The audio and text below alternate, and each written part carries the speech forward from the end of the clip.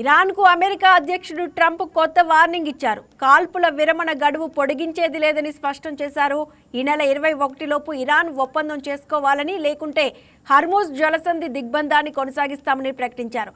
ఈ నేపథ్యంలో హర్మూజ్ జలసంధి దగ్గర అమెరికా నౌకలను భారీగా మోహరించారు. హెలికాప్టర్లు, ఫైటర్ జెట్స్తో నిరంతర పహారా కాస్తున్నారు. అరేబియా సముద్రంలో యుఎస్ఎస్ మైఖేల్ మర్ఫీ గస్తీ కొనసాగుతోంది. హర్మూజ్ దగ్గర 10,000 మంది అమెరికా సైనికులతో గస్తీ నిర్వహిస్తోంది. హర్మూజ్ జలసంధిలో ఇప్పటిదాకా 21 ఆయిల్ షిప్లను దారి మళ్లించామని అమెరికా ప్రకటించింది.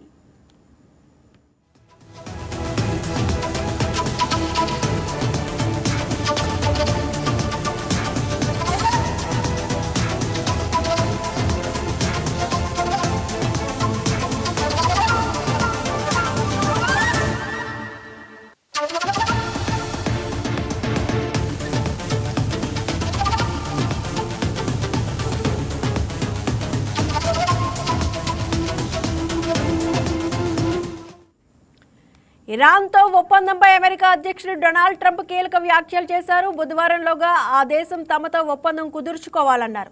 లేదంటే ఇరాన్పై మళ్లీ బాంబులేస్తామని హెచ్చరించారు. ప్రస్తుతం అమల్లో ఉన్న కాల్పుల విరమణ ఒప్పందం ఈ నెల 21తో ముగియనుంది. ఈలోపే ఒక ఒప్పందం చేసుకోవాలని ఇరు దేశాలు ప్రయత్నిస్తున్నాయి. అందులో భాగంగా ఇస్లామాబాద్ వేదికగా అమెరికా, ఇరాన్ మధ్య సోమవారం మరోసారి చర్చలు జరగనున్నాయి. ఈ క్రమంలో ఇరాన్కు ట్రంప్ అల్టిమేటం జారీ చేశారు. బుధవారంలోగా ఒప్పందం చేసుకోవాలన్నారు. ఒప్పందం కుదరకపోతే 21వ తేదీ తర్వాత కాల్పుల విరమణ ఒప్పందం పొడిగించకపోవచ్చని తెలిపారు. ఆ దేశంపై మళ్లీ బాంబులు వేస్తామని హెచ్చరించారు. అదే సమయంలో ఇరాన్ నౌకల రాకపోకలపై తమ దిగ్బంధనం కొనసాగుతుందన్నారు. చర్చలు విఫలమైతే పశ్చిమాసియాలో ఉద్రిక్తతలు మళ్లీ పెరిగే అవకాశం ఉందని ట్రంప్ వ్యాఖ్యలతో స్పష్టమవుతోంది.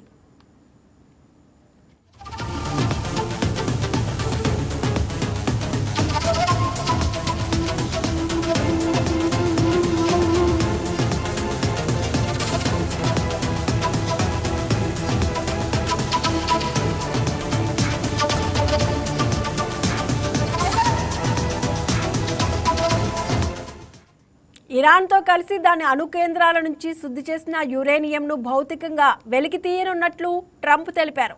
యురేనియం కోసం తవ్వకాలు చేపడతామని, అందుకు తమకు భారీగా సామాగ్రి కావాల్సి ఉంటుందన్నారు. దాన్ని త్వరలోనే అమెరికా భూభాగంలోకి తరలిస్తామని వెల్లడించారు. ఈ సందర్భంగా అణ్వాయుధాన్ని వదిలేస్తామని ఇరాన్ నుంచి తమకు స్పష్టమైన హామీ వచ్చిందన్నారు. శుద్ధి చేసిన యురేనియం నిల్వలను తమకు అప్పగించేందుకు ఇరాన్ అంగీకరించిందంటూ ట్రంప్ ఇంతకు ముందు కూడా ప్రకటించారు. అయితే టెహ్రాన్ వీటన్నిటినీ కొట్టిపారేసింది. తమ వద్ద ఉన్న శుద్ధి చేసిన యురేనియం నిల్వలను ఎక్కడికి తరలించేది లేదని ఆ దేశ విదేశాంగ శాఖ స్పష్టం చేసింది. ఇరాన్ ప్రకటన వెలువడిన తర్వాత కూడా ట్రంప్ ఇలాంటి వ్యాఖ్యలు చేయడం గమనార్హం.